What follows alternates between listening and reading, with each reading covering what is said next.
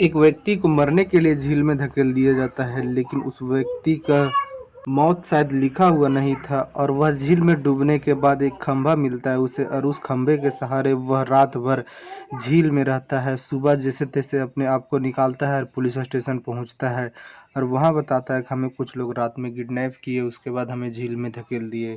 जब police CCTV camera और वहां के लैब लोकेशन चेक करती है, रात के वक्त कॉल डिटेल चेक करती है वगैरह वगैरह, तो पता चलता है कि कुछ 4 लोग मिलकर इस तरह का काम किए हैं। उसके बाद जब पुलिस उसमें और गहराई से उन लोग से पूछताछ करती है तो पता चलता है कि कोई और नहीं, उसी का पत्नी का हाथ है। कहानी को पूरा सुनने के लिए वीडियो पर बने रहें। हाँ तो नमस्कार, आप देख रहे हैं द रियल क्राइम, मैं आपके साथ रंजित साहू।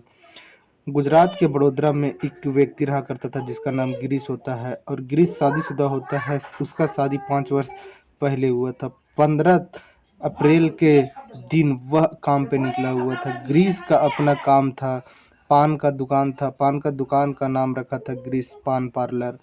सुबह के वक्त जाया करता और शाम के वक्त लौट जाया करता। घर से कुछ दूरी पर था और वह गाड़ी से आया जाया करता था। एक दिन, यही 15 अप्रैल का दिन था। गिरीश तो सुबह के वक्त अपना घर से काम के लिए निकलता है, लेकिन शाम तक लौटता नहीं है। उसकी पत्नी को बेचैनी होती है। उसकी पत्नी फ़ोन लगाती है गिरीश के मोबाइल पे तो उसका फ़ोन स्विच ऑफ आता है। फिर घर वालों को बताती है तो घर वालों भी अपने तरीके से खोजबीन करते हैं, सभी से पूछताछ करते हैं। गिरीश के दुकान पे जाते हैं, वहाँ भी पूछताछ किया जाता है तो वो लोग बताते हैं कि रात के वक्त गिरीश यहाँ से निकला था, लेकिन पता नहीं कहाँ गया। और फिर इसी तरह खोज करते करते रात कट जाता है, दिन आ जाता है 16 तारीख का। फिर यह गिरीश के परिवार वालों पुलिस स्टेशन जाते हैं और पुलिस में यह बात बताते हैं कि गिरीश सुबह के वक्त अपना दुकान पर गया और शाम के वक्त वहाँ से निकला, लेकिन घर नहीं लौटा।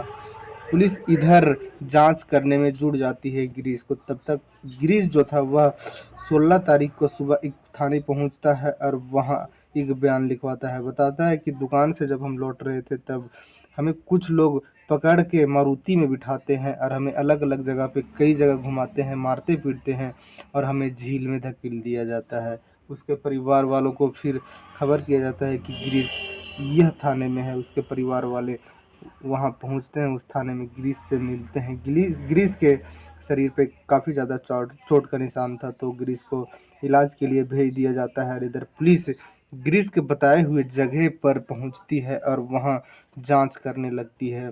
वहां आसपास जंगल होता है, जिस वजह से आसपास सीसीटीवी कैमरा नहीं होता है, तो पुलिस सीसीटीवी कैमरा से ही अभी का टाइम में ज़्यादा केस सुलझाती है, लेकिन वहाँ ना होने की वजह से थोड़ा सा पुलिस को दिक्कत हो रहा था। उसके बाद पुलिस वहाँ रात में जो भी मोबाइल एक्टिव था उसका डिटेल निकालती है तो पता चलता है कि 3-4 लोग का मोबाइल यहीं नज़दीक में एक्टिव था। उसके बाद पता लगाया जाता है कि किसका मोबाइल एक्टिव था तो पता चलता है कि नरेंद्र उर्फ निपुण गोस्वामी का मोबाइल उस जगह पे एक्टिव था। पुलिस उस व्यक्ति के पास जाती है और उसको पकड़ लेती है। निपुण गोस्वामी को थाने लेती लाती है और उससे पूछताछ करती है तो वह बताता है कि मेरे साथ 3 लोग और शामिल थे। सभी को पुलिस पकड़ती है तो फिर पूछती है कि तुम लोग का जो विचार था वह तो गिरीश को मारने का विचार था, इसलिए कि तुम उसे अधमरा हालत में एक झील में धकेल देते हो, और इस तरह से वह मारना चाहता था गिरीश को ताकि यह क्राइम ना लग सके, यह एक एक्सीडेंटल लग सके। जब पुलिस उन लोग से सख्ती से पूछताछ करती है कि इसमें और किसका हाथ है और किसके बताए हुए पर तुम लोग गिरीश का कत्ल करने वाले थे, फिर निपुण बोलता है कि हाँ, 35,000 का सुपारी दिया गया था हमें और गिरीश को मारने के लिए। पुलिस पूछती है कि कौन व्यक्ति दिया था 35,000 रुपया, तो फिर बताता है कि गिरीश का पत्नी फल्गुनी और एक व्यक्ति और होता है जिसका हेयर सैलून होता है। पुलिस जो थी वह अभी तक जो गिरीश की पत्नी थी फल्गुनी, उसको इसमें बेगुनाह समझ रही थी और उस पर हमदर्दी भी दिखा रही थी कि इसका पति गायब हुआ और फिर मिला तो एक जख्मी हालत में मिला, एक पत्नी पे क्या गुजर रहा होगा। लेकिन जब यह निपुण गोस्वामी से पता चलता है कि उसकी पत्नी ही सुपारी दी थी और एक व्यक्ति और, तो पुलिस फिर इसमें एक्टिव होती है और उसकी पत्नी को उठाती है, उसका नंबर लेती है, कॉल डिटेल चेक करती है। तो पता चलता है जिस रात में जो गिरीश अपने दुकान से घर आ रहा था लेकिन वह गायब हो जाता है, उस रात में गिरीश की पत्नी फाल्गुनी एक व्यक्ति के साथ करीबन 200 बार कॉल की थी। और यह बात से यह पता चलता है कि फाल्गुनी के इसमें पूरा तरक्का से रोल था, इसलिए वह किसी से हमेशा कांटेक्ट में रही कि क्या हो रहा था, पल पल का एक अपडेट लेते रही। जब फाल्गुनी से पुलिस पूछताछ करती है तो बताती है कि हाँ, हमें एक व्यक्ति से प्यार होता है और हम लोग मिलकर गिरीश को मारना चाहते हैं थे। पुलिस फिर उस व्यक्ति के बारे में पूछती है तो वह सैलून चलाया करता था। पुलिस फिर उसको उठाती है और उसको भी सामने लाती है, दोनों को पूछताछ करती है। तो ये दोनों बताते हैं ये जो फाल्गुनी और सैलून चलाने वाला व्यक्ति होता है वह दोनों प्यार किया करते थे शादी के पहले भी। फाल्गुनी के जब शादी नहीं हुआ था तब से इन दोनों का प्यार था, और शादी होने के बाद भी फाल्गुनी जो थी वह अक्सर अपने प्रेमी से मिल लिया करती। और यह बात का जानकारी एक दो बार गिरीश को भी लग गया था।